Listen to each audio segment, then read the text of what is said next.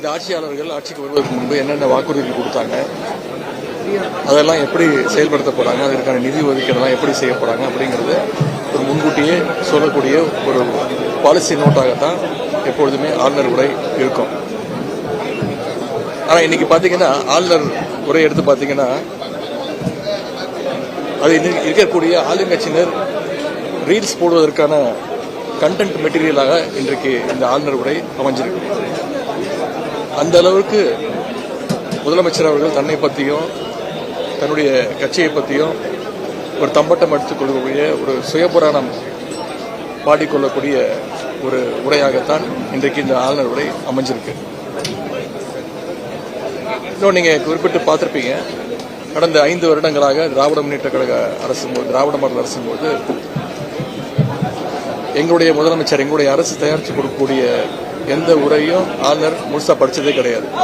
அதில் பல திருத்தங்களை ஆளுநர் செய்வார். ஆனால் இந்த முறை பார்த்தீங்கன்னா ஆளுநர் அவர்கள் இந்த அரசு என்ன தயாரித்து கொடுத்திருக்கிறதோ அதை அப்படியே ஒரு வரி மாற்றாமல், ஒரு எழுத்து மாற்றாமல் அப்படியே வாசிச்சிருக்கிறாரு.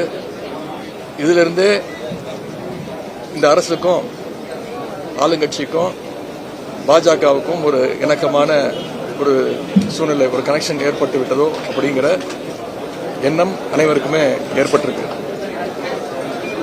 அவங்களுடைய சொந்த சுயபுராணத்தை எல்லாம் தவிர்த்துட்டு பார்த்தீங்கன்னா ஒலிம்பிக் மையங்கள், திறன் பயிற்சி மையங்கள், 69% இடஒதுக்கீடு, இருமொழி கொள்கை, தேசிய கல்விக் கொள்கை 2020 எதிர்ப்பு, நிலுவையில் இருக்கக்கூடிய கல்வி நிதி கேட்டு கோரிக்கை, வறுமை இல்லா தமிழ்நாடு, உயர்நீதிமன்றத்தில் தமிழ் வழக்காடு மொழி, சென்னையில் உச்சநீதிமன்ற கிளை, கீழடி உள்ளிட்ட அகழாய்வுகள், இந்தியாவிலேயே அதிகமாக நகர்மயமான மாநிலம் தமிழ்நாடு. இப்படி எங்களுடைய அரசினுடைய திட்டங்கள், சாதனைகள், கோரிக்கைகளை தான் மீண்டும் இவங்க படிச்சிருக்கிறாங்க. இப்படி கடந்த திராவிட மாடல் அரசினுடைய திட்டங்கள் மேல ஸ்டிக்கர் ஒட்டிட்டு இவங்க ஆட்சியினுடைய தோல்விக்கான பழியை தூக்கி மீண்டும் திராவிட மாடல் அரசின் மீது, திமுக அரசின் மீது இவங்க போட்டிருக்கிறாங்க. மிகுந்த காழ்ப்புணர்ச்சியோடு இந்த ஆளுநர் உரை அமைஞ்சிருக்கு. 2-3 இடங்கள்ல ஆளுநர் உரையில சொல்லியிருக்கிறாங்க, சென்ற அரசினுடைய நிர்வாகம் சரியில்லை அப்படின்னு குறிப்பிட்டு காட்டியிருக்கிறாங்க, சொல்லியிருக்கிறாங்க. இதை நாங்கள் உண்மையாக கண்டிக்கிறோம். அப்படி ஆட்சி நிர்வாகம் சரியில்லாமல் இருந்திருந்தா எப்படி இவங்க சுட்டிக்காட்டிருக்கிற மாதிரி பல திட்டங்களை எங்களுடைய அரசு நிறைவேற்றி காட்டியிருக்கோம்.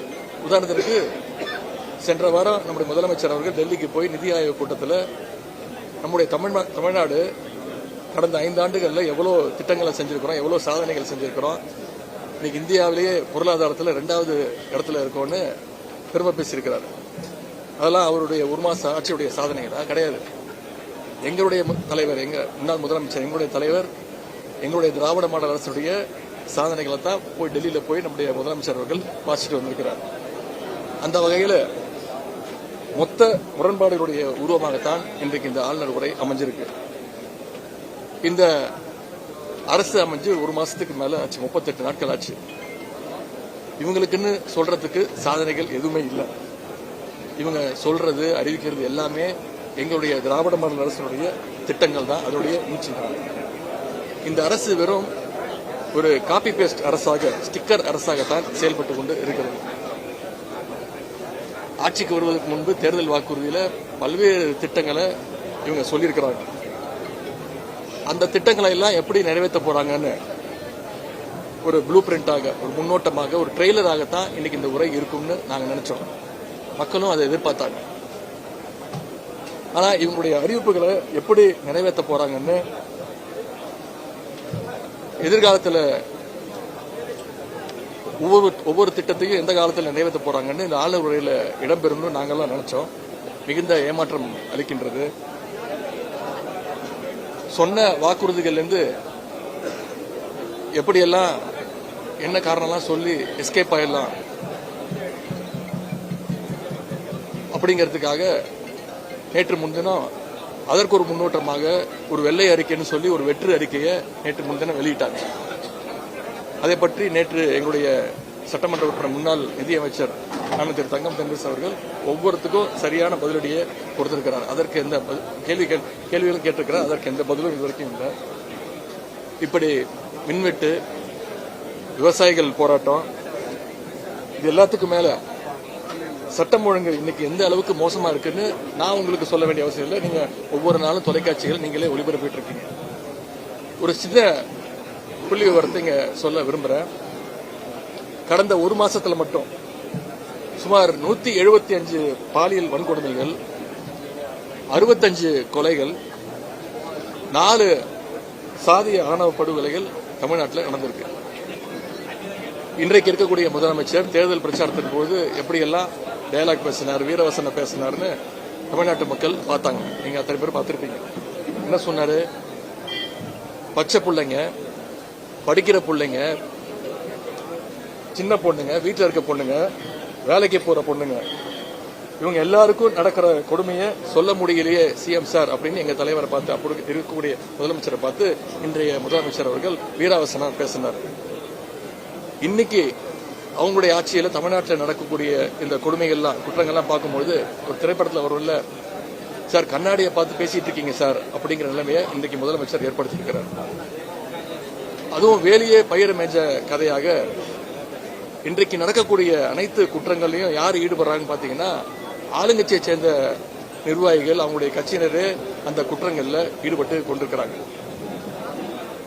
சட்டம் ஒழுங்கு நிலையாட்ட இந்த அரசு என்ன நடவடிக்கை எடுக்க போகுதுன்னு ஆளுநர் உரையில எந்த விதமான ஒரு குறிப்பும் கிடையாது. அதே போல ஏற்கனவே நல்லா இருக்கக்கூடிய திட்டங்களை கெடுக்கிறத எதிர்கட்சிகள் நாங்க வேடிக்கை பார்த்துக் கொண்டு இருக்க முடியாது. நேற்று கூட நீங்க பார்த்திருப்பீங்க, எங்களுடைய அரசு, திராவிட மாடல் அரசு கொண்டு வந்த ஒரு திட்டம், அரசுடைய முத்திரை திட்டமான நான் முதல்வன் திட்டத்தை முடக்கியிருக்காங்க, பேரை மாத்திருக்கிறாங்க. அது எங்களுடைய தலைவர் பேரில் இருக்கக்கூடிய திட்டமும் கிடையாது, டாக்டர் கலைஞருடைய பேரில் இருக்கக்கூடிய ஒரு திட்டமும் கிடையாது. ஒரு நல்ல திட்டம். ஏன் நீக்கியிருக்காங்கன்னா, நான் முதல்வன் அப்படின்னு சொன்னாலே மக்களுக்கு எங்களுடைய தலைவர் திரு முத்துவேல் கருணாநிதி ஸ்டாலின் அவருடைய பேர் தான் மக்களுக்கு ஞாபகம் வரும் அப்படிங்கிற ஒரு சிறிய குறுகிய எண்ணத்தோடு அந்த திட்டத்தோட பெயரையே நீக்கியிருக்கிறாங்க. அந்த திட்டத்துடைய அச்சீவ்மெண்ட்ஸ், அந்த வீடியோஸ் எல்லாம் சோசியல் மீடியால இருந்து, அக்கௌண்ட்ல இருந்து நீக்கியிருக்காங்க. தமிழ்நாட்டில் இன்னைக்கு ஒவ்வொரு நாளும் பல்வேறு பிரச்சனைகள். ஆனா எத்தனை பிரச்சனை நடந்துட்டு இருந்தாலும் இன்னைக்கு முதலமைச்சர் கோட் சூட் போட்டிருக்கிறாரு, இன்னைக்கு முதலமைச்சர் வேட்டி சட்டை கட்டியிருக்கிறாரு, இன்னைக்கு முதலமைச்சர் டிஃபன் பாக்ஸ்ல லஞ்ச் எடுத்து வந்து சாப்பிடுறாரு, கோட்டையிலேயே சாப்பிடுறாரு, அவர் வாயில அவரே வச்சு சாப்பிடுறாரு அப்படின்னு அவங்க கட்சியுடைய வர்ச்சுவல் அபியூசர்ஸ் எல்லாம் இப்படிப்பட்ட கண்டென்ட் எல்லாம் ட்ரோல் பண்ணிட்டு இருக்கிறாங்க, ட்ரெண்ட் பண்ணிட்டு இருக்கிறாங்க.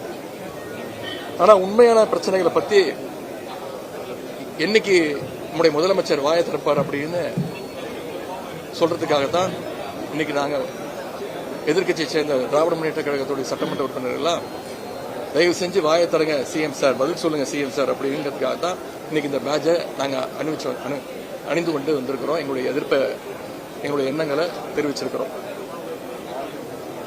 அதுவும் எப்போதாவது பேசுற முதலமைச்சர் பாத்தீங்கன்னா, அப்பவும் தன்னை முதலமைச்சர் அப்படிங்கறத மறந்து இன்னும் பிரச்சார மோட்லயே பேசிட்டு இருக்கிறாரு. சிஎம் தான் அப்படி இருக்காருன்னு பாத்தீங்கன்னா, அவங்களுடைய ஒவ்வொரு அமைச்சரும், ஒவ்வொரு சட்டமன்ற உறுப்பினர்களும் முழுக்க முழுக்க ரீல்ஸ் வெறியிலேயே சுத்திக்கிட்டு இருக்கிறாங்க. எல்லாமே அவங்களுக்கு கண்டென்ட், எல்லாமே ரீல்ஸ் தான். இதையெல்லாம் முதலமைச்சர் கவலைப்படுற மாதிரி துளியும் தெரியல. அவருடைய ஒரே சிந்தனை இந்த ஆட்சியை எப்படி காப்பாற்றிக்க போறோம் அப்படிங்கிற அந்த கவலையில தான் அவர் இருக்கிறாரு. அதனாலதான் இன்னைக்கு பீரோ புல்லிங்னு சொல்லுவாங்க.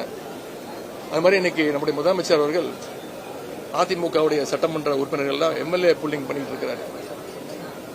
ஆங்கிலத்தில் ஒரு வார்த்தை சொல்லுவாங்க, பேனிக் பையிங் அப்படின்னு ஒரு வார்த்தை இருக்கு.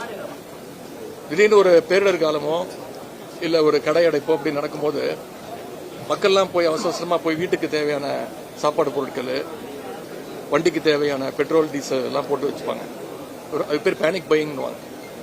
ஒரு ஆர்டிபிஷியல் டிமாண்ட் கிரியேட் பண்றது. அது மாதிரி இன்னைக்கு நம்முடைய முதலமைச்சர் அவர்கள் அண்ணா திராவிட முன்னேற்ற கழகத்தை சேர்ந்த சட்டமன்ற உறுப்பினர்கள்லாம் போய் ஆட்சி அமைஞ்ச நாள்ல இருந்து இன்னைக்கு வரைக்கும் ஒவ்வொரு நாளும் ஒவ்வொரு சட்டமன்ற உறுப்பினர்களா போய் தன்னுடைய ஆட்சியை காப்பாற்றிக்க பேனிக் பையிங் பண்ணிட்டு இருக்கிறாரு. மாற்றம் மாற்றம் அப்படின்னு சொல்லிட்டு இன்னைக்கு இந்த ஆட்சிக்கு வந்தாங்க. ஆனா இன்னைக்கு பொதுமக்கள் நம்ம சொல்றாங்க, இது மாற்றம் மாற்றம் இல்ல, மாட்டிக்கிட்டோம், நாம எல்லாம் சேர்ந்து இவங்க கிட்ட மாட்டிக்கிட்டோம் அப்படின்னு புலம்பு வச்சிருக்கிறது இன்றைக்கு இந்த அமைஞ்சிருக்கக்கூடிய அந்த அரசு. எனவே தமிழ்நாட்டுடைய வளர்ச்சிக்கும் தமிழ்நாட்டில் இருக்கக்கூடிய குழந்தைகள், பெண்கள், விவசாயிகள்னு யாருடைய பாதுகாப்புக்கும் எந்த ஒரு வலிமையான திட்டங்களும் புதிய ஆளுநர் உரையில நிச்சயம் இல்லை. அதனால கடந்த ஆட்சி மேல காழ்ப்புணர்வை மட்டுமே வெளிப்படுத்துகின்ற இந்த ஆளுநர் உரையை நாங்கள் வன்மையாக கண்டிக்கின்றோம். ஆளுநர் உரையை முழுமையா வாசித்து திமுக பாதியிலே கலந்து போயிடுவாங்க. எப்படி பாக்குறீங்க இந்த நிகழ்வு? ஏற்கனவே சொன்ன மாதிரி அதுதான், கடந்த 5 வருஷத்துல ஒரு முறை கூட ஆளுநர் அவர்கள் திமுக கொடுத்திருக்கக்கூடிய அரசு கொடுத்திருக்கக்கூடிய உரையை முழுசா படிச்சதே கிடையாது. மாற்றம் பண்ணுவாரு. ஆனா மாற்றம் பண்ணும்போது என்னுடைய முதலமைச்சர் அப்பொழுது முதலமைச்சர் திருச்சி எதிர்ப்பு தெரிவிச்சிருக்கிறோம். ஆனா இந்த முறை பாத்தீங்கன்னா ரொம்ப அபூர்வமாக முழு உரையும் ஒரு வார்த்தை, ஒரு கமா, ஒரு ஃபுல் ஸ்டாப் கூட எடுக்காம வாசிக்கும் போது உங்களுக்கு தெரியும் நம்முடைய ஆட்சியாளர்களுக்கும் தமிழக வெற்றி கழகத்திற்கும் பாஜகவுக்கும் ஒரு பெரிய அண்டர்ஸ்டாண்டிங் வந்துருச்சோ அப்படிங்கிற சந்தேகம் எங்களுக்கு வந்திருக்கு.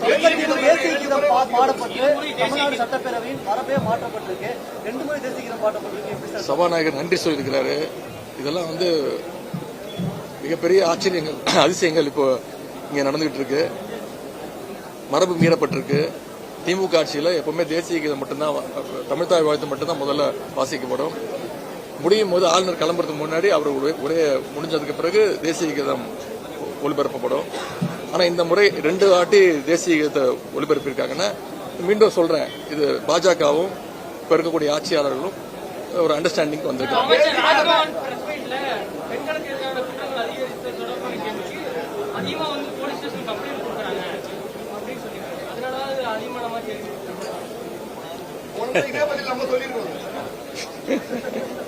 அப்புறம் எதுக்கு புதுசா ஒரு படையெல்லாம் அமைச்சாங்க? இந்த சிங்கப்பெண் படைன்னு ஒன்று சொன்னாங்க, அதை தேதி தள்ளி வச்சாங்க. சரி, என்ன இருந்தாலும் இப்போ நீங்க தொலைக்காட்சிகள் மூலமா நீங்க ஒவ்வொரு நாள் நீங்களே செய்தி ஒளிபரப்பிட்டு இருக்கீங்க. இந்த ஆட்சியில மக்களுக்கு, குறிப்பா பெண்களுக்கு, குழந்தைகளுக்கு பாதுகாப்பு இல்லை. அதை இந்த அரசு உறுதி செய்யணும் அப்படின்னு திராவிட முன்னேற்ற கழகத்தின் சார்பாக நான் கேட்டுக்கொள்கிறேன்.